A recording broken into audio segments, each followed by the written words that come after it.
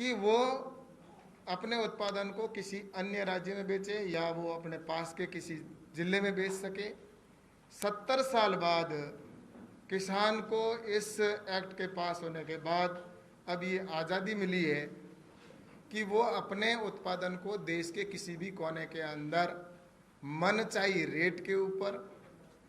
और मनचाही स्थान पर और जहाँ अधिक रेट मिले वहाँ पर वो बेच सकता है। तो इस कानून में ये प्रावधान किया गया। और जिस तरह से आड़तियों के द्वारा जो टैक्स वसूला जाता था किसान से, अब इस कानून के पास होने के बाद अब किसान से मनचाहा टैक्स नहीं वसूल पाएंगे। पंजाब के अंदर 8.5% टैक्स वसूला जाता है किसान से। इस कानून में यह बाध्यता थी कि किसान अपने उत्पादन को मंडी में ले जाए और वहाँ ले जाने के बाद वहाँ जो फिक्स ट्रेडर है जिनके पास रजिस्ट्रेशन है, वही रजिस्ट्रेशन वाले जो आड़ती हैं वो वहाँ पर बोली लगाते, अपने अनाज को वो ले जाकर वहाँ रखता और रखने के बाद उसकी बोली लगने के बाद उसकी रेट जो तय होती उस पर उसको देना पड़ता था। कई बार किसान के सामने ये समस्या आती थी कि वो औने पौने दाम के अंदर भी उसको बेच के जाना पड़ता था और उसके पीछे कारण ये था कि मंडी के अंदर वो अपने उत्पादन को लेके गया और उस समय अगर उसको अच्छी रेट नहीं मिली बोली के अंदर तो वो शाम का इंतज़ार करता कि शायद मुझे शाम को अच्छी रेट मिलेगी। और लेकिन शाम को जब उसको रेट नहीं मिलती तो उसको पता है कि अगर मैं इस अपनी उपज को या मैं लेकर वापस अगर अपने गांव गया या अपने खेत के अंदर लेके गया तो मुझे वापस जाने का ट्रांसपोर्टेशन खर्चा, वापस उसको उसी मंडी में लाना, उसका ट्रांसपोर्टेशन का खर्चा, ये सारा उसी को देना होगा। तो इसलिए उसको मजबूरी के अंदर जो आड़तिया रेट देता था उसी रेट के अंदर वो बेच के जाता था। और दूसरा, उसके अंदर ये कोई उसके पास गारंटी नहीं होती थी कि वो उस उत्पादन का उसको सही रेट मिले और सही समय पर मिले। इस कानून के अंदर ये प्रावधान किया गया है कि किसान अपने उत्पादन का उसके जब वो अपना उत्पादन को बेचेगा तो उसके 3 दिन के भीतर भीतर उसको पेमेंट देना ही होगा। ये 3 दिन देने का प्रावधान इसलिए रखा है कि अगर हो सकता है कि उस दिन शनिवार हो या रविवार हो तो उस दिन परिस्थितियां ऐसी हो सकती है कि वो उस समय नहीं दे पाए ट्रेडर, तो ऐसी स्थिति में अधिकतम 3 दिन का रखा है। तो ये 3 दिन अधिकतम किसान के लिए इसमें सुविधा की गई है। और इसके अंदर सबसे बड़ी बात यह है कि अब इसमें किसान को प्योरली कानून में 3 दिन का प्रावधान कर दिया है और मंडी से बाहर बेचने के लिए वो अब स्वतंत्र हो चुका है। अब किसान अपने उत्पादन को अपने खेत से या अपने घर से या अपने वेयरहाउस से या कोल्ड स्टोरेज से देश के किसी भी कोने के अंदर किसी भी स्थान पर और किसी भी व्यक्ति को बेच सकता है जिसके पास में पैन कार्ड है। पैन कार्ड धारक कोई भी होगा तो उसको इसके अंदर कानून के अंदर वो बेच सकता है और उसको 3 दिन के अंदर अंदर उसका भुगतान हो जाएगा। ऐसी इस कानून में गारंटी भी की गई है। और ये सारी व्यवस्था करने से आज ये किसान को आने वाले में एक तो लाभ होगा कि स्पर्धा बढ़ेगी, जहां मंडी के अंदर बेचने वाले जो ट्रेडर होंगे तथा बाहर जो व्यापारी होंगे उनके बीच में एक ये होगा कि अंदर रेट अधिक है या अंदर कम है, बाहर अधिक मिल रही है, तो इसमें किसान स्वतंत्र है कि किसान अगर चाहे तो अपने उत्पादन को मंडी के अंदर बेचे, जहां उसको अगर अधिक रेट अंदर मिलती है तो, और मंडी परिधि के बाहर अगर उसको ज़्यादा रेट मिलती है तो वो बाहर बेच सकता है। तो इससे स्पर्धा भी बढ़ेगी, जिससे किसान को लाभ होगा। टैक्स में भी कमी आएगी, टैक्स का भुगतान नहीं करना पड़ेगा, क्योंकि मंडी के परिधि के बाहर न तो राज्य सरकार टैक्स वसूल कर सकती है किसान से, और ना ही केंद्र सरकार वसूल कर सकती है। तो टैक्स में भी कमी आएगी, और सबसे बड़ा परिवहन जो करने के लिए किसान मंडी तक ले जाता है, तो परिवहन की भी समस्या का समाधान किसान के लिए होगा। और उसके अंदर किसान के खेत के अंदर आने वाले समय के अंदर व्यापारी आएंगे, और वहाँ पर जो उसको रेट उसको किसान की स्वयं तय करेगा, उस रेट के आधार पर वो व्यापारी किसान के उत्पादन को, किसान की फसल को लेके जाएगा। ये कानून के अंदर प्रावधान किया गया। और दूसरा जो कानून बनाया है, जिसके अंदर कीमत आश्वासन का जो कानून है, उस कानून के अंदर भी किसान को ये आश्वस्त किया जाता है कि किसान की फसल बोने से पहले उसको अपनी फसल की एक सही कीमत मिल जाए। इस दृष्टि से उसको पहले से ही ये आश्वस्त कर दिया जाता है। इस कानून में ये प्रावधान किया गया है। इस कानून के अंदर किसान अपने उत्पादन को जो रेट वो तय करेगा, और करारकर्ता के साथ में जो रेट तय होगी, उसका एक एग्रीमेंट होगा दोनों किसान और करारकर्ता के बीच में। और दोनों के बीच में जो एग्रीमेंट होगा, उसके अंदर अपनी फसल की किस्म कौन सी है, कौन सी फसल है, और किस रेट के ऊपर वो फसल कटने के बाद में व्यापारी को देगा, तो उसका एक करार तय हो जाएगा, जिसमें 100 रुपये के स्टाम्प पर ये करार किया जाएगा। और अभी कुछ राज्यों के अंदर ये कानून चल भी रहा है, और कई जगह पर कॉन्ट्रैक्ट फार्मिंग के द्वारा किसान और व्यापारियों के बीच में कॉन्ट्रैक्ट करके और खरीद की फसल की बेचान और क्रय भी किया जाता है। तो इस तरह से ये कानून के अंदर, पूरे देश के अंदर एक कानून बने, इस दृष्टि से ये कि मूल्य आश्वासन का जो कीमत आश्वासन फसल की है, उसके लिए कानून बनाया गया है। इसके अंदर किसान को पूर्ण रूप से सिक्योर किया गया है। आज तक जो कानून था, क्योंकि उसके पास न तो कानून का कोई प्रावधान था, अभी जो एग्रीमेंट होता था किसान और व्यापारी के बीच में, तो उसके अंदर अगर कोई व्यापारी उसके साथ में फसल लेने से मना कर दे या धोखा कर दे, तो वो कानूनी दृष्टि से अपने न्यायालय के अंदर नहीं जा सकता था, क्योंकि कानून में ये प्रावधान था कि उसको अपना उत्पादन उसकी नज़दीकी मंडी में ही बेचना है। तो फिर वो कानूनी दृष्टि से भी वो अपने जो अधिकार है उसके लिए कोर्ट में नहीं जा सकता था। लेकिन ये कानून बनने के बाद अब किसान अपना जो एग्रीमेंट है उसके आधार पर उसको ये पूर्ण रूप से कवर किया गया है कि किसान के हितों का पूरा ध्यान रखा गया है इस कानून के तहत। इसमें मैं आपको उदाहरण के तौर पे बताऊंगा कि अगर किसी व्यापारी ने और किसान ने ये करार किया कि जैसे उदाहरण के तौर पर किन्नू है, और किन्नू की रेट 10 रुपये तय कर दी गई, फसल कटने के बाद मैं 10 रुपये के अंदर अपने किन्नू को बेचूंगा, और ये एग्रीमेंट में हो गया। और उसके बाद जब फसल कटी और उस समय अगर रेट नीचे आ जाती है, रेट अगर 5 रुपये या 6 रुपये हो जाती है, तो ऐसे समय के अंदर व्यापारी को जो करार उसने 10 रुपये के अंदर किया है, उस 10 रुपए के अंदर खरीदना ही होगा।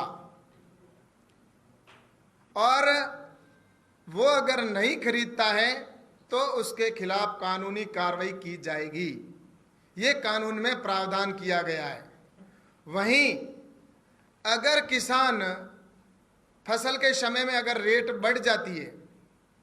और जब कटाई हुई और उस समय अगर किन्नू का रेट 15 रुपये या 20 रुपये किलो मार्केट में हो जाता है तो ऐसे समय में किसान का भी मन बदल सकता है, क्योंकि आसपास के अंदर अधिक रेट के अंदर किन्नू बिक रहा है तो उसको भी लगेगा कि मैंने करार कम में कर लिया है तो मैं मेरे उत्पादन को दूसरी जगह बेचूं। तो ऐसे समय में किसान को ये स्वतंत्र रखा गया है कि किसान पहले अगर वो चाहे तो किसी और दूसरे व्यापारी के साथ वो बेच सकता है, उसके खिलाफ कोई कानूनी कार्रवाई नहीं हो सकती। ये किसान को इसमें सिक्योर किया गया है। और इसमें यह भी किया गया है कि कानून के अंदर अगर कोई एग्रीमेंट के शर्तों के ऊपर पूर्ण नहीं करता है और उस समय अगर किसान कोर्ट के अंदर जाएगा तो उसका हमने जो नज़दीक का जो रखा है वो स्थान जुडिशियल पावर अगर किसी के पास है तो वो एसडीएम के पास है। तो एसडीएम के पास में ये पावर दिए गए इस कानून के अंदर कि इसकी सुनवाई करे और सुनवाई 30 दिन के अंदर अंदर उसको निर्णय देना ही होगा। और 30 दिन के अंदर कानून के अंदर ये रखा गया है। और उसके अंदर एक ये भी प्रावधान किया गया है कि किसान और व्यापारी दोनों दो अपने पंच दे सकते हैं। 2 किसान से नाम लिए जाएंगे और 2 व्यापारी से नाम लिए जाएंगे और उन चारों का एक बोर्ड बनेगा और उसके साथ में व्यापारी और वो किसान भी रहेगा। इनको 10 या 15 दिन या 5 दिन का जो भी निर्धारित उनका समय होगा उसके आधार पर उनको ये पावर दिया गया है कि आप दोनों बैठकर सुलह कर लो और सुलह करने के बाद में फैसला हो जाता है तो ठीक, और अगर सुलह नहीं होती है तो ऐसी स्थिति के अंदर एसडीएम अपना चुना जो निर्णय देगा और वो निर्णय जो होगा उसके अंदर अगर उसके अंदर व्यापारी के खिलाफ कानून अगर जाता है, उसके अंदर उसने अगर किसान के साथ में अगर एग्रीमेंट का करार के अनुसार उसने अगर खरीद नहीं की है तो व्यापारी को जितना उत्पादन है उसका 250% यानी 150% तक जुर्माना भी उसके ऊपर लग सकता है। ये कानून में प्रावधान किया है। और वहीं अगर किसान का अगर कुछ भी अगर उसके अंदर मान लो उसने एडवांस में कुछ बीज लिए हैं या उसने नगद में कुछ पैसा अगर लिया है उस व्यापारी से तो वो जितना बनता है वो उसको वापस देना होगा और उसमें भी ब्याज का कोई प्रावधान नहीं होगा और उसके बाद में वो उसको दे सकता है। और वो भी किसान उसका फैसला होगा एसडीएम, तो उसमें जमीन का कोई भी उसके अंदर जमीन से लेकर उनको देने का कोई प्रावधान नहीं है। वसूली का कोई जमीन से संबंधित रिकवरी नहीं निकाल सकता एसडीएम। और उसमें सिर्फ और सिर्फ वो किसान से ये कह सकता है, किसान कह देगा कि मेरे को अगली जो फसल आएगी उसके ऊपर मैं पैसा दूंगा या उससे अगली फसल आएगी तब तक मैं किस्तों के अंदर दूंगा। तो वो जो उसने एडवांस लिया है वो उसको वापस लौटाना है और इसमें किसान के विरोध में कोई निर्णय नहीं आ सकता। ये इस कानून के अंदर प्रावधान किया गया है। और इसमें एक भ्रांति ये फैलाई जा रही है कि बड़े घराने कॉरपोरेट जगत के लोग आएंगे, जमीन पर अतिक्रमण कर लेंगे। मैं इसके बारे में आपको क्लियर कह दूं कि इस कानून में जमीन से संबंधित कोई एग्रीमेंट में नहीं लिखा जाएगा। न तो वो बटाई पर ले सकता है, न वो कोई दूसरा उसके जमीन से संबंधित कोई रजिस्ट्री हो सकती है, न कोई एग्रीमेंट जमीन से संबंधित होगा। इसमें सिर्फ और सिर्फ जो एग्रीमेंट होगा वो सिर्फ उसकी फसल का एग्रीमेंट होगा उससे जमीन से संबंधित कोई भी उसके अंदर प्रावधान नहीं किया गया है कि जमीन से संबंधित होगा। तो जब किसान की ही जमीन रहेगी, जमीन पर खेती ही किसान ही करेगा, तो कॉरपोरेट जगत का क्या लेना देना। वो तो सिर्फ उसकी जो फसल है उसकी कटने के बाद उसको देना है, इतना ही एग्रीमेंट है इसके अंदर। तो इस तरह से ये जो कानून बना है ये किसानों को इस बात की गारंटी देता है कि मूल्य के जो आपने तय किया वो फसल कटने के बाद आपको रेट मिलेगी। तो इस तरह से ये कानूनों के अंदर प्रावधान किया गया। और इसमें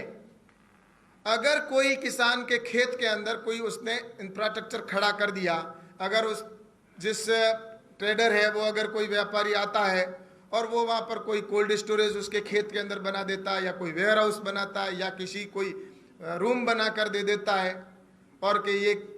काम आएगा उनके काम में लेने के लिए, और उसमें अगर वो उसका करार जब खत्म हो जाएगा 2 साल या 1 साल जो भी एग्रीमेंट उसके अनुसार, उसके बाद में वो जो उसने इंफ्रास्ट्रक्चर उसके ऊपर जो मकान बिल्डिंग खड़ी की है अगर, तो या तो वो अपना लेकर वापस जाए, और अगर उसके बाद में अगर किसान वो चाहता कि नहीं मैं इसको ले जाना नहीं चाहता, वहीं रखना चाहता हूं क्योंकि ले जाने उसको तोड़ने का खर्चा उसके ऊपर हो सकता ज़्यादा हो, तो ऐसे समय में कि वो वहीं पर छोड़कर जाएगा। लेकिन किसान से ये नहीं कह सकता कि मैं तेरे यहाँ पर ये इंफ्रास्ट्रक्चर छोड़ के जा रहा हूँ, तुझे आधी कीमत देनी पड़ेगी या 25% देनी पड़ेगी या 1% देनी पड़ेगी। वो किसान से वसूल नहीं कर सकता, वो किसान का ही रहेगा, या तो लेके जाए या वहाँ छोड़ के जाए। तो इस तरह से कानूनों के अंदर माननीय नरेंद्र मोदी जी की सरकार ने इस कानून को बनाया है, और इसमें रात भर और घंटों घंटों इसके ऊपर किसानों के हित में ये कानून का प्रावधान किया गया है। और माननीय नरेंद्र मोदी जी के नेतृत्व में जब से सरकार बनी है तो निरंतर नए नए कानूनों के तहत, चाहे वो किसान हो, चाहे मजदूर हो, चाहे युवा हो, हर दृष्टि से नए नए कानून बनाकर देश के अंदर भारत को आत्मनिर्भर बनाने के लिए प्रयास जारी है। आज चाहे आत्मनिर्भर भारत की बात हो तो आज, और चाहे किसान सम्मान निधि का विषय हो, और चाहे बजट का विषय हो। आज बजट के अंदर मैं बताना चाहूंगा कि ये जो विपक्ष के लोग हंगामा कर रहे हैं, आज विपक्ष के लोग वो अपना बजट उठाकर देखे, उनके बजट के अंदर जो टोटल पैसा होता था 2009-10 के आसपास जो बजट होता था वो लगभग 12 या 13 हजार करोड़ रुपए भारत की कृषि के अंदर उनका होता था। लेकिन आज मुझे बताते हुए प्रसन्नता हो रही है कि आज भारत का कृषि का जो बजट है नरेंद्र मोदी जी की सरकार में, वो 1 साल का 1,34,000 करोड़ है, जो उनसे कितने ही अधिक गुना कह सकता हूं कि कृषि का बजट है। तो इससे साफ जाहिर होता है, और उसमें से भी 75,000 करोड़ डायरेक्ट किसान के खाते में जाते हैं। किसान सम्मान निधि के तौर पर डायरेक्ट किसान को बेनिफिट होता है, और जो 6 से 2-2 हजार की किस्त के अंदर प्रति वर्ष किसान को 6,000 रुपए दिए जा रहे हैं। और चाहे एमएसपी का विषय हो, तो आज एमएसपी भी आपने देखा होगा कि हमारी रबी की फसल की एमएसपी घोषित कर दी गई। हमारे प्रधानमंत्री जी अध्यक्षता में जो एमएसपी थी, उस एमएसपी के अंदर जो स्वामीनाथन आयोग की रिपोर्ट के अंदर स्वामीनाथन जी ने कहा था कि किसान को अपनी जो लागत है उससे 1.5 गुना मिले, तो उसके आधार पर माननीय प्रधानमंत्री जी ने उसकी 1.5 गुना लागत करते हुए आज एमएसपी किसानों को दी जा रही है। और आपने देखा होगा अभी भी इस बिल के बाद एमएसपी की जो रबी की फसल की है उसकी घोषणा कर दी गई है। और आप देख लें कि कांग्रेस के समय में कितनी एमएसपी थी और भारतीय जनता पार्टी की अभी जो यूपीए की एनडीए की सरकार है उसके अंदर कितना है। तो इस तरह से मैं ये कह सकता हूं कि आने वाले समय में किसानों के लिए ये सरकार निरंतर किसानों के हित के फैसले करती जा रही है। और आने वाले समय के अंदर निश्चित रूप से जो 10,000 एफपीओ बनेंगे, जो फार्मर प्रोड्यूसर ऑर्गेनाइजेशन बनेंगे, और उससे किसान समूह बनाकर और पूरे देश के अंदर किसान अपने उत्पादन को एक जगह लाकर और उसकी प्रोसेसिंग करके और वो उसकी वैल्यू को बढ़ाकर और मार्केटिंग करेगा तो उसका रेट उसको अधिक मिलेगा। इस तरह से 10,000 एफपीओ बनाने का विषय हो, और चाहे आत्मनिर्भर भारत के अंदर जो पैकेज की घोषणा की है 1 लाख करोड़ रुपए एग्रीकल्चर इंफ्रास्ट्रक्चर के ऊपर, ये 1 लाख करोड़ रुपए किसान के खेत में और किसान के गांव गांव जब जाएगा तो किसान अपनी खुद की प्रोसेसिंग लगाएगा, किसान एफपीओ बनाकर और उसकी प्रोसेसिंग यूनिट लगाएगा तो उससे किसान को लाभ मिलेगा। ये जो सारे बिल हैं, ये कमोडिटी एक्ट और ये तीनों जो बिल हैं, इन तीनों को मिलाकर इनका एक दूसरे के साथ जुड़ाव है और इसमें एफपीओ बने तो किसान अपने उत्पादन को, अगर आज के कानून के अनुसार जो पहले का कानून बना हुआ था उस कानून में तो ये था कि किसान अपने उत्पादन को मंडी में बेचे और फिर एफपीओ बनाने वाले जो उनका प्रोसेसिंग यूनिट अगर बनाएगा तो फिर क्या मंडी से वो वापस टैक्स चुकाकर खरीद के लाकर वहाँ प्रोसेसिंग करेगा। इसलिए ये कानून लाना जरूरी था कि देश के किसान को आत्मनिर्भर बनाना है। मेरे देश के युवाओं को जो किसान है उनको रोजगार कैसे मिले गांव के अंदर, इस दृष्टि से ये कानून लाए गए हैं और इन कानूनों से आने वाले समय के अंदर किसान आत्मनिर्भर बनेगा और किसान आत्मनिर्भर बनेगा तभी देश आत्मनिर्भर होगा। इस दृष्टि से प्रधानमंत्री माननीय नरेंद्र मोदी जी निरंतर काम करते जा रहे हैं।